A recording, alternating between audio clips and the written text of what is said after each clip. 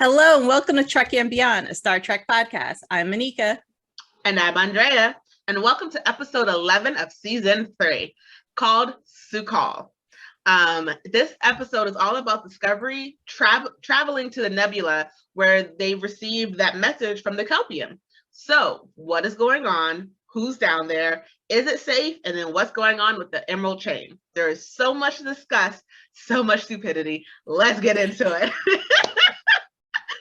Initial thoughts. What did you think, Monica? Well, speaking of stupidity, Saru, this is not the time for nostalgia and lullabies. We have a serious mission at hand. Why in the world are you reminiscing and talking to the elder and want the elder to sing you a lullaby?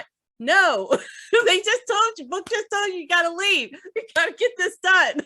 No, but this also tested Saru as a captain and Tilley as an acting captain. Looking forward to talking more about this one. What did you think? So I 50% loved this episode and 50% hated it. I definitely can't wait to talk about Tilley as a captain because I think she did a great job. We'll get into that a little bit later. I feel like, again, they have Michael contradicting herself and like being the Mary Sue of the season, always thinking she's above everyone else when it comes to like what she's going through and other people are going through. And then, like, you're right, Saru just made some dumb choices this episode and got caught up in nostalgia. So there's a lot to discuss. There's a lot to unpack. So let's jump right into it. So basically, it starts off where the last episode ended. And I didn't really think it was going to pick up right after. Because I knew part 1 and part 2, the last 2 episodes would. But this one I thought, okay, maybe it might be a week or 2 pass by. But no, like 2 seconds. And then we see with Indira, their friend is back. They are not super happy about it at the same time because they feel like that decision should not have been made for them. But I also can understand. Oh, I'm just forgetting the guy's name. Gray. I can understand how Gray feels because he's not supposed to be where he is. And he doesn't know how to deal with the fact that he can only talk to her when really he should just sort of be a memory. He should not be able to see everything around her like she does. And so I get it. It's like you don't want to live like through one person where you only have one connection because it's not fair to ask someone to be your all. And for Gray, it's like, they would have to be their all. No matter how much you love someone, that's not healthy. So I definitely understand what Gray was feeling and why he decided to like take a step back from their relationship. Yes, it was such a sudden death without any planning. And it seems like for the others, there's some planning because there's a plan for the next body, the next person to take over. But in this case, it was such a big change. And then also to experience life though with someone else but not really have control of that must be surreal. That's really hard, I think. And they're not mature enough to, I think, both of them to realize really how to deal with this and to talk it out. And to that point, I feel like even if they were mature enough, that's such a one-sided relationship to where Indira would have all the power of Indira gets to experience everything and Gray can only experience stuff through them.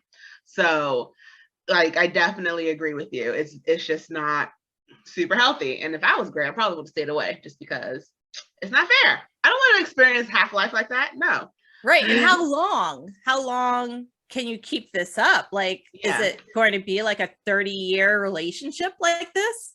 Where Indira can never really move on as well. Like that's also very uncomfortable. Right. Without any physical touching, you could have conversation, but without other aspects of relationships.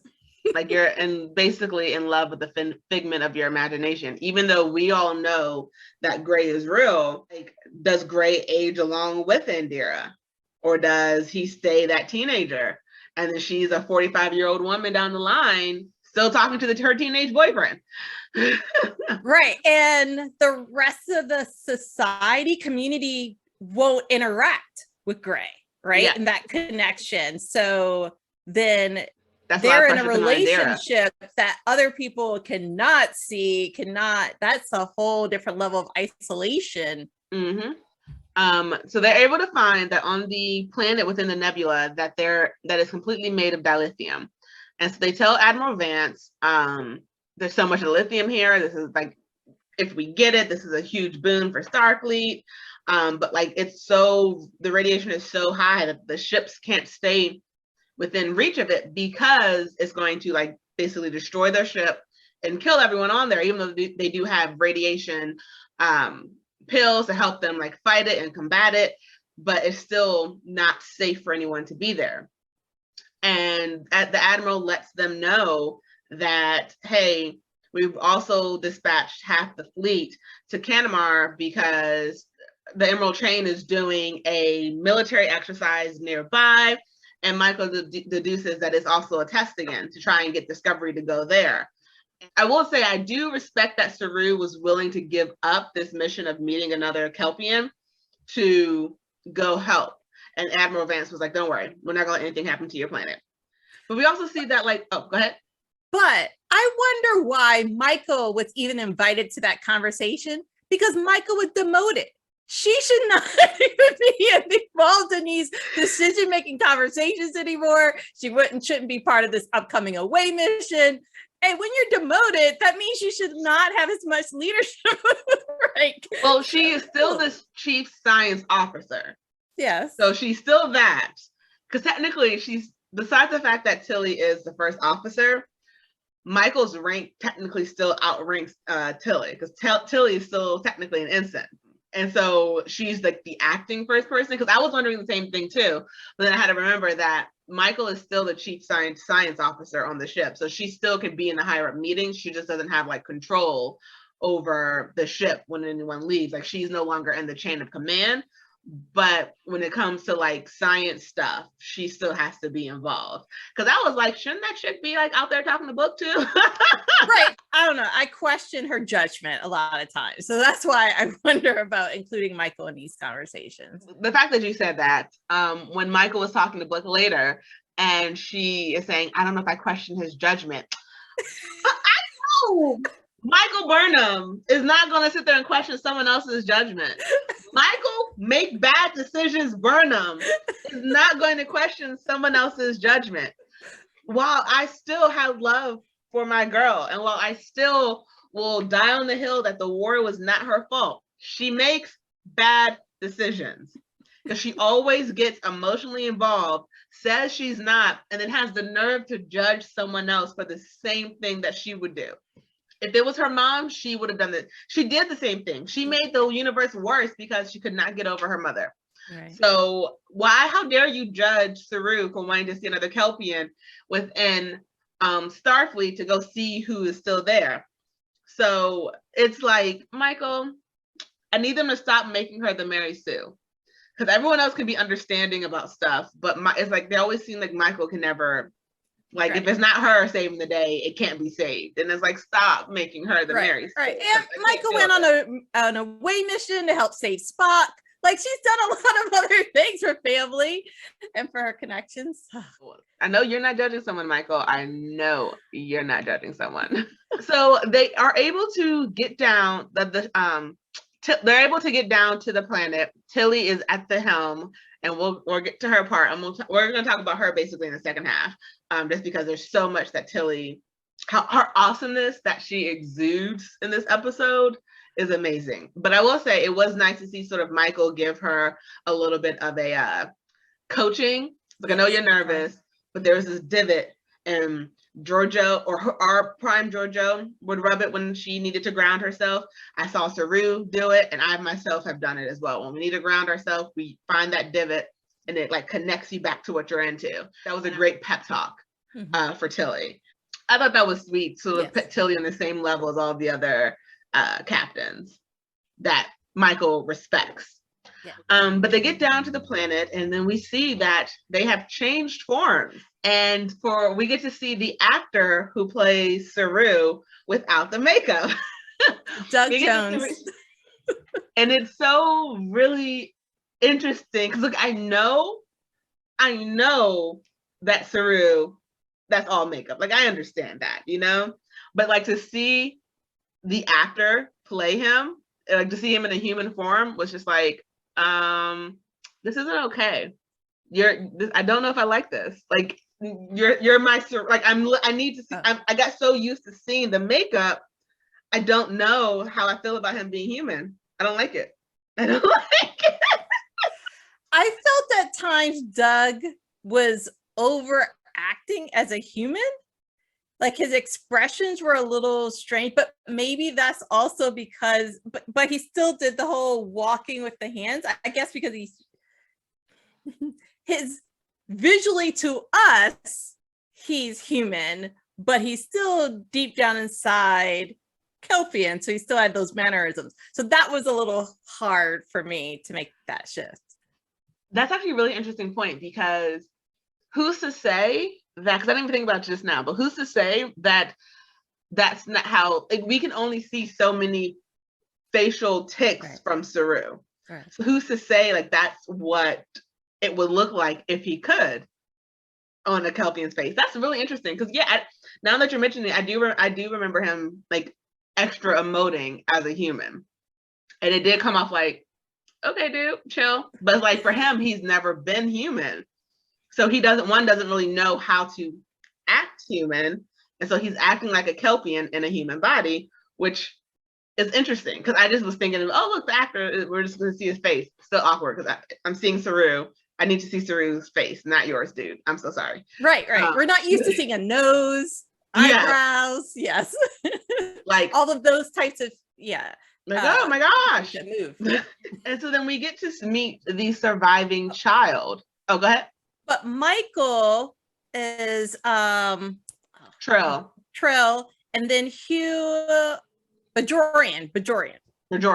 So each one of them took on another species to basically stick within the program that Su'Kal is living in, because we find out that his mother set this all up so that way her child wouldn't be alone but could still learn past her death, because while her child could live in this radiation field, she couldn't.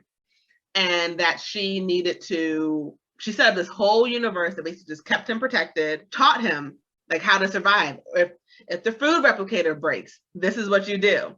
Like, it was very interesting and beautiful, the thought that went into preparing a world that her son will live in. That's sort of sad at the same time, because he doesn't know how to distinguish between a program and a person when the time comes, but it's still like a beautiful show of like a parent's love. Like, I don't want you to be alone.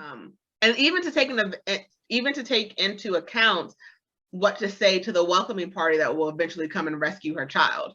She was smart. That mama was smart. Oh, yes. But just to think that the child, Su'Kal, has been isolated since age 4 or 5. Mm-hmm. And this is now 125 years later. That's a long time. Yeah. To be by yourself without other interactions, outside of a program, without a real human, with the real interaction with another living being. Right. You know? Yeah. Honestly, to me, that world was creepy. Like, I don't know how that's comforting like, maybe it got darker over time, or the fact that maybe it was nighttime on there. That's why everything seemed so dark.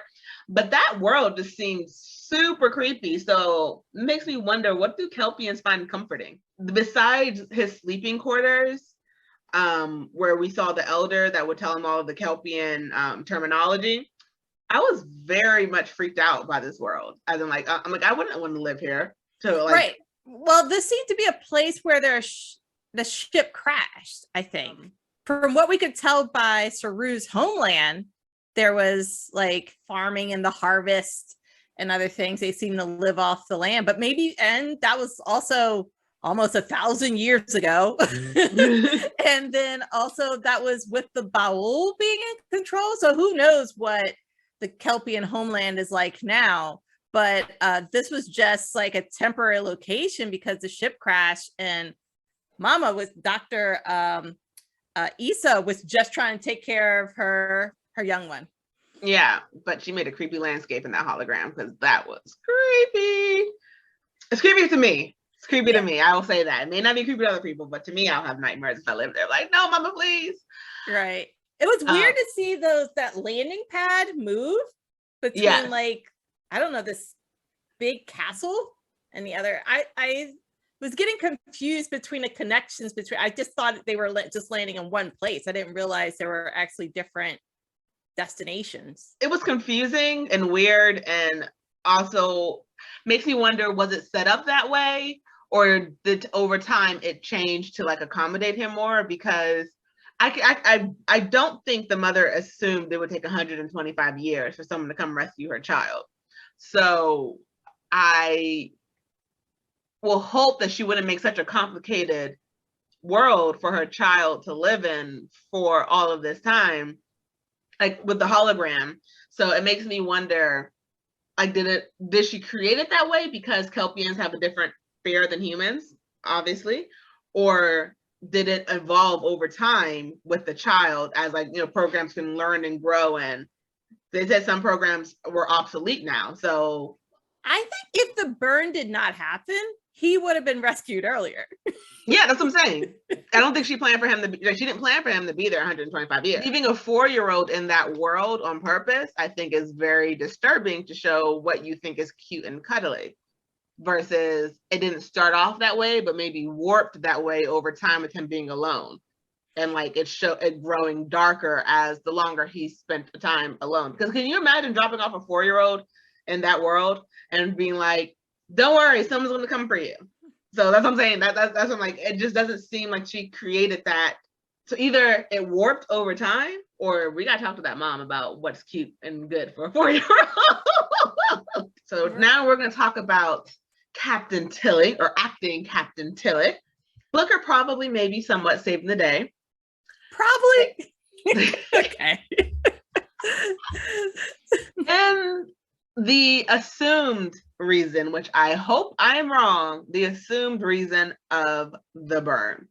While Saru is on the planet freaking out because he's seeing an older Kelpian because he's never seen one, which, side note, the fact that he's like the elders used to sit around the campfire, but like, so Kelpians that were Saru's age would have already been cold. That means people who are Saru's age would be considered elders. That is sad. Well, because of the Varahi. Yeah. Yeah. Yeah. So like that sort of sad. I'm like, oh, the elders. Someone, that's like someone calling me an elder. I'm like, no, no. We're not doing that. I'm middle-aged at most. But since Saru is on the planet, Tilley is in charge. And one thing I love about Tilley is that she is a badass under pressure. Like, she needs to ramble, which makes her seem like she doesn't know what's going on, but really she's like replaying all of these scenarios in her head. And so while everyone is down on the planet, they find out that a Starfleet vessel is coming towards them. And Tilley immediately realizes something's off because she tries to hail them and they don't answer, but they have all the correct response code. And Tilley realizes 2 minutes before they arrive, that's not a Starfleet vessel. That's not who's coming. And so she orders basically the shills need to be repaired, Paul to be ready to jump, because they have to like get out of there if need be. And so Book is like, oh, look, I'll go. Book's like, we need to figure out what's going on. I'll go down to the planet. It's the Emerald Chain. Osara is there, and she's ready to like take their ship because she's not firing. And so we see that Tilley like, look, red alert, arm those torpedoes, cloak ourselves. We need to hide out because we can't leave them, but we need to make sure we stay alive until they get back. Tilley has earned my respect in this episode. I mean, she already had it, but now I know this girl can be a captain. She can be close to Killy. Like, actually, no, I'm not going to insult her by saying she's close to Killy. Killy is close to her and her awesomeness. Did you have something to add? No, not about Tilley, but more about Paul, because I think Paul felt torn because Hugh was there on the planet and he didn't want to leave. Yeah. But then he took orders from Tilley and he agreed that like we need to set up the spore drive because if Discovery is destroyed, Paul, Saru, and Michael are just out of luck. They'll die from radiation poisoning. Mm-hmm. So they just need to move, hopefully, and jump right back and pick them up. Do all of this within the 4-hour span before they die from radiation poisoning. So interesting, because Book realizing that Discovery won't leave unless they can until they can get Michael, Saru and Hugh off of the planet. It's like, look, I'll go get them on my ship. My ship can last longer than yours. You guys get out of here, or that way you guys can leave if you need to. Back on the planet, we see that Sukal is like having a meltdown, basically, because, and I can sort of understand it. He has waited so long for rescue that he no longer believes is coming. So he doesn't really know how to interact with Michael, who says she's a program, but she's not, and to like deal with the future of, hey, you can actually leave. And he's like, when someone gives up hope and they refuse to let it in again, it's like he has that mind of a child that Hugh talked about earlier. Like, he doesn't really know how to process because he's never dealt with people before, or real people before. Right. I just want to also mention that when Michael tried to act as the program, I think her Vulcan size, that came out with that interaction. But then when she said that she was going to help train Sukal on social interactions, I was like, oh goodness, of all the people, of all the topics you decided you want to talk about, you want to train someone in, that is not what just want to drop that nugget. And then we see that Indira is telling them that, hey, look, I can help save them all, but I need your badge. And we see Jet for like a couple seconds, which I'm like, really, Tig, is your price too high for them to have you for a full episode? Like, what's going on?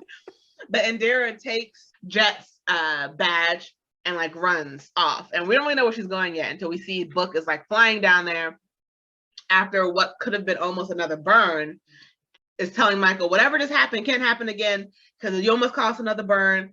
And then he sees Indira. It's like a whole little hodgepodge of a fast scene of so many things happening at once. And we realize in that moment what caused the burn. Sukal's distress. Like, are you serious? A child? You're gonna put that on a child? Really? You're gonna put the death of millions of people on a child being upset that I think that because his mom died? No, I do not like this. This better not be what they're trying to say the reasoning for the burn is. What did you think when it came out that basically he can cause the burn? I'm still in shock about that part. And maybe also because I feel like this episode left us with a little cliffhanger. I still don't have a lot of closure. We need to get Sukal off, and we need to save as much of this dilithium. So I was like, really? Is this what we're doing right now? I'm still in shock and disbelief. I'm waiting to see where they go from here. One, how do you keep that genie in the bottle? That this man, and who's to say is not this reaction only happens within the nebula? Who's to say if he has a really bad day and it gets angry and emotional, gets turned down by a girl, and then we get killed all over again? So it's like this, to tie the burn to someone's emotional state, an emotional state of someone who is emotionally immature, seems like a cop-out. I feel like they should have come up with a conspiracy instead, because I'm so let down by this reasoning if this is the true reason. I hope I'm wrong. I really hope I'm wrong. I was thinking before this that there was some sort of environmental disaster. I would have preferred it to be that case because it's a funding resource. Mm-hmm. But to know that someone innocent, a 4 or 5-year-old, caused that, I think that's a lot of also weight. Once he finds out that he caused this and killed a lot of people, that's a lot for one person to have on their shoulders. That's and what happens if other people, bad people, find out that it's him? And they could use him to possibly kill, like, it becomes another weapon. Or he has a target on his back of people wanting to kill him in revenge for killing millions of people. Granted, it was hundreds of years, it was over 100 years ago. So family members are probably not alive who were directly affected. But still, it's like, you crippled us. You crippled the entire universe. And then people like Saru, like, oh, he can cause the burn if only if people are at warp. Okay, let's torture him at random times and let him kill all of our enemies. Like, it becomes another just lazy plot hole, and I don't like it. I was very let down on when that was the explanation of the burn. Like, if it was really his mother dying and like a 4-year-old had a tantrum, I'm gonna be pissed. because that was, in my opinion, lazy writing. And it's also a lot of weight to put onto a character's shoulder who is directly innocent of it all. But we see that Osira is just basically just messing with Discovery. Osira is smart, and I love a smart female villain, but she also lacks, she does have some charisma.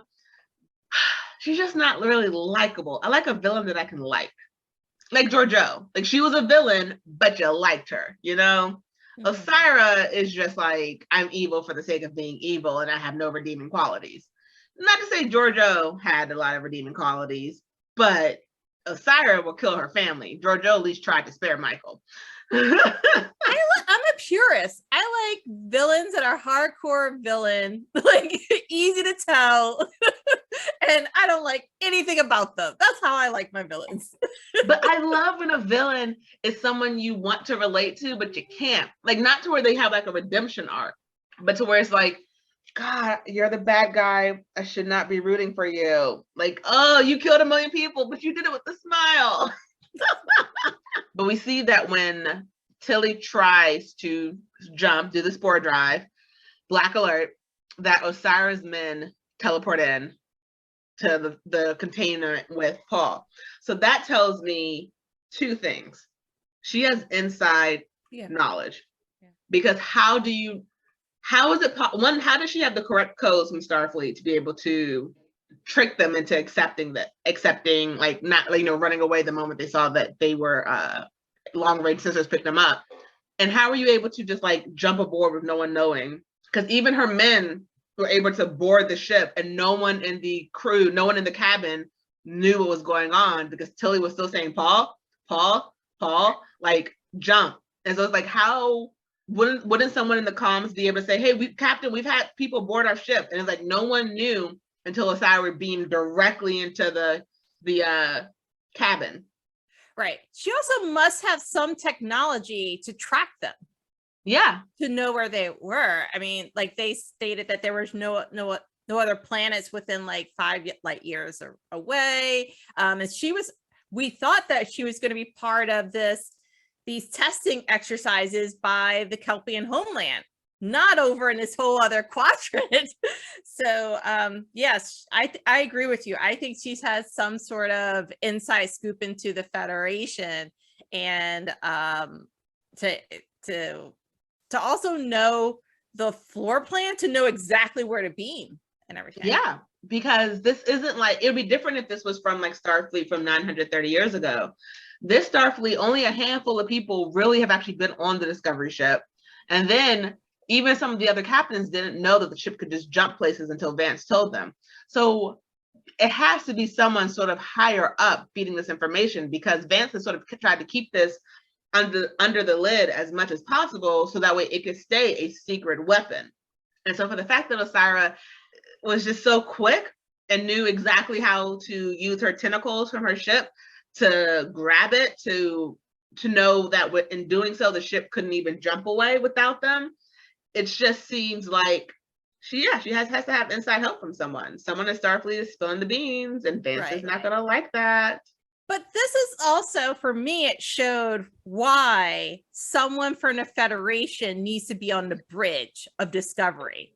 Because if she had, so we know that that Osira has advanced technology. So maybe there was like, I don't know, a certain distance you need to be away from her ship. Maybe there's some like someone stating, you know, she's stalling right now. Some assistance for the technology that Osira has. Maybe she's able to scan and conduct this, I don't know, X-ray vision of Discovery from the airship. But it's just that I don't think Tilley has any idea of what technology Osira has to work with. And I don't know, I think Admiral Vance should have assigned someone to be on the bridge. But to play devil's advocate, do you think Starfleet knows she has all that? Because I wouldn't have, because if I'm Osira, I wouldn't show that I can do that until I do it, you know? So if you, because only because if I knew those tendrils existed, I would make sure everyone on Discovery knows if you see those tendrils, run. Like, and it's literally only because of the tendrils. Like the other stuff they could be aware of and like just didn't think it was relevant or thought like Tilly might have known that was like that's why she was like cloak us so they can't see us or whatever. But those tendrils, I think she held secret until she needed it, because as we can see, that stops them from jumping without Osira's ship. So that is the only piece of like technology that I think was a secret. I do think they need to. I do think they should have gotten a new security chief, and that person should have been from modern Starfleet time, like you said. It should be someone, and I'm not gonna lie, in general, there should have just been a modern security chief who's really up to date on all of the issues, and they would have, like you said, the current knowledge of all of the defensive, what they're capable of. You know who we're missing right now? Georgiou, Terry and Georgiou, because I think if she was on the bridge, she would have added a little more. Sorry, she would have been in that captain chair. She's right, like, Tilly, get up. Fire on my mark. She would have outwitted Osira in some sort of way. Yeah. She would have told them to jump the moment that they arrived. Mm-hmm. When the moment she would have realized 10 minutes when they were still 10 minutes out that wasn't Starfleet. Georgiou would have realized that. And that's probably why they kicked her off, because she would have like known, hey, these people aren't who they say they are. All right, we're gonna go ahead and jump. We know the time when we have to jump back in, and to see if they can jump in. I don't think they need to be right next to the nebula to be able to jump right back into the nebula now that Paul's been there. Yeah. So I would have been like, oh crap, they're coming. Let's jump back to Starfleet headquarters. Okay, time's up. Let's go back and get them. Let's jump right into the nebula, get them, and then jump back. I wouldn't have waited right outside next to them, or I would have stayed completely cloaked the entire time. Yeah, Georgiou, and I don't want to fault Tilly because this is her first time in the chair, and then she wasn't told to be on guard for the Emerald Chain. But you're right. If Georgiou was there, she would have been like, they're like, all right, we're going to jump back. We're going to jump away right now. And she would have been like, Paul, do it, or I'll do to you what I did to your counterpart, and that was kill him. Yeah, they're missing a gutsy leader right now on Discovery. A gutsy, smart leader. Strategic, yeah. Yes, and that's what Georgiou is. That is definitely what Georgiou is. Sorry, Michael, I know you want to be like her, but you keep making bad decisions. You keep getting emotionally invested, and Georgiou's not that. Right. Speaking of emotionally invested, Saru's emotionally invested. Like, I understand, Saru, you're reconnecting to your peeps, but you have a mission at hand. Let's try to get Tukan and get out of there as quickly as possible. And he was just, I think, too nonchalant, just moving, I thought he could make, I was hoping he would move a little faster in the whole mission. I definitely agree. It's almost like they're setting up the same thing that happened with the last security chief, Nan, like running into someone who joined Starfleet, like, oh my gosh, the Kelpians joined Starfleet. And like she left the ship to assist them getting the seed ship back to where it needed to be to get the guy off. She wanted to complete that mission.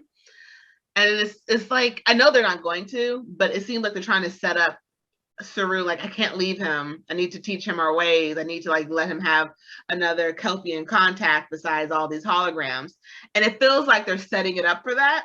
And while I know it's not going to happen, it's just going to lead to more heartbreak for Saru in the end. And I'm just like, I don't like that because there are Kelpians in Starfleet, dude. You can meet another one, right? No offense to call, but like you can meet another one. You can go home real quick. Like, hey, I'm Saru, the first Kelpian in Starfleet. Yeah, and then Hugh decided to stay behind too to help out because he's connected. He thinks that his past and being in like, I don't know, in Mycelial limbo network. in the Yeah. in the Mycelial network, like that's similar to Sukal, and he can help guide. And I feel like he's starting to become more of a counselor, and helping to guide. It's just that we also know that Paul's going to want to get Hugh, so they're going to go back. And I feel like maybe they have 30 minutes left to do it. I don't know. They're going to get them right before they're unconscious or something. So because we do know that, and Derek did give them more pills to last another day, like to be able to last a bit longer. I definitely think it was stupid to leave Saru. He was the only one I think that needs to stay behind because he is the best person suited for it. Saru doesn't do anything for this kid, because I know this is going to sound awful, but like Saru, you can't really connect to him. The only thing that you can connect him on is being a Kelpian, but you can't help him understand anything else because you were never really isolated like that. Like you grew up with other Kelpians. To you, this is just, they're in Starfleet, and I feel an obligation to help this person, but you really can't do anything else there except be a Kelpian. I think he looks human, and Sukal doesn't connect with humans. Yeah, right. He like all of his programs besides the elder is, and the elder can help calm him down with the lullaby. I think Hugh is the best person to sit with Sukal because he was the only one who understands being in a world alone where you don't understand or in pain or whatever. So I think Hugh is. I know Paul. It hurts to lose your man, possibly a second time. But I think Saru's he was better suited to go back with Book and Michael. And Michael's like, you're already emotionally compromised. So are you in every episode. But Saru also understands how to be a captain. And he also understands if he loses, Sukal's going to die anyway. Right. So, Michael, like, I'm sorry to have to say this. Saru's a better captain than you. And Saru can cut it off better than you can. Stop. Because you hate it when other people make decisions for you, Michael. You hate when other people say that you're emotionally invested. And you're like, no, I'm not. But you always admit at the end of the episode, yes, you were. Saru should have went with them because he is a great captain. He is great in thinking strategically. He is good in that. Like ever since he lost his threat ganglia and now has the little spikes, he's good in a fight. I think they should have kept him. Like he should have went with Michael. Osira doesn't need Paul to work willingly. She has a mind control device for him. And we see that Discovery jumps away with Osira's ship. We do see Ditmer send a message before or like type something on the on her desk, on her comms.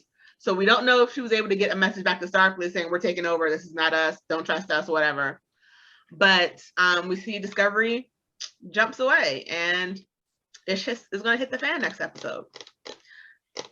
Right. And Michael and Book are outside the nebula. Mm-hmm. Adira has to catch up with Saru, and Sukal. Mm-hmm. We have to be careful with Sukal, otherwise there's going to be another burn. Mm-hmm. And so the runs the risk, do you warp to Starfleet headquarters or not? Because if Sukal has a tantrum, they're all dead. So what do you do? Right. And it's obvious that Osira doesn't know that there's a gold mine. There's a dilithium planet right there. So otherwise, I don't think she would have. I think she would just destroy Discovery. I mean, the lithium on that planet is worth more than the spore drive and Discovery. I think I'm gonna have to disagree with you.